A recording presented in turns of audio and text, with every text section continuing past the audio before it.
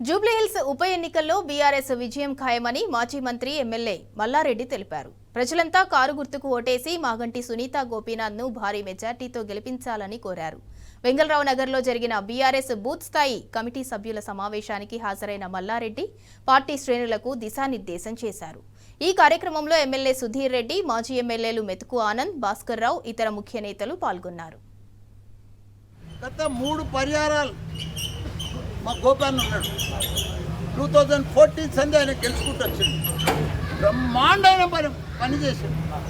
ఎవ్వరు కూడా చేయలేదు, ఎక్కడ కూడా చేయలేదు మా గోపాన్న చేసినంత పనులు ఆయన. కాబట్టి 3వసారి కూడా గెలిపించారు.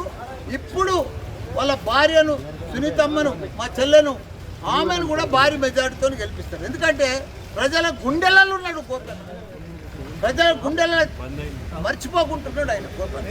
కాబట్టి ఇప్పుడు మనం కాంగ్రెస్ ప్రభుత్వం వచ్చింది, 23 నెలలు అంతా దివాళ తీసింది. ఎక్కడ కూడా దివాళ తీసింది. తెలంగాణ అంతా దివాళ తీసింది. రియల్ ఎస్టేట్ పోయింది, రైతులు పోయినరు, అంతా కోసతోనే ఉంది. ఎవరి కార్మికుల లోకం కూడా అందరికీ ఎవరి పనులు దొరుకుతలేవు. ఇంత పెద్ద సిటీ మన కేసీఆర్ ఉండంగా, కేటీఆర్ ఉండంగా అద్భుతంగా చేసిండు మన సిటీ, హైదరాబాద్ సిటీని ప్రపంచ పటాలనే కనిపించేటట్టు చేసిండు మన కేటీఆర్ సారు. 3 లక్షల మంది ఉద్యోగాలు ఉన్న వాళ్ళను, ఐటీ ఉద్యోగాలను 9 లక్షలకు తీసుకొచ్చిన ఘనత మన కేటీఆర్ గారు. ప్రపంచంలో ఉన్న పెద్ద పెద్ద మల్టీనేషనల్ కంపెనీలన్నీ కూడా, అమెజాన్, గూగుల్, ఫేస్బుక్, యాపిల్ లాంటి కంపెనీలన్నీ కూడా, హెడ్ క్వార్టర్ ఆఫీసులన్నీ కూడా మన హైదరాబాద్ తీసుకొచ్చిన మన కేటీఆర్. ఇప్పుడు అంతా కూడా 23 నెలల సంది బోసిపోయింది. కాంగ్రెస్ వచ్చింది, బోసిపోయింది. ఎక్కడ దిక్కు లేదు. ప్రజలంతా ఏం చేయాలో అర్థమైతే లేదు. ఆ ఊర్లలో వేసిండ్రు, వాళ్ళు అయితే దిక్కుతో వస్తలేదు. ఎందుకు వేస్తేవరా అని నెత్తి కొట్టుకుంటారు వాళ్ళు.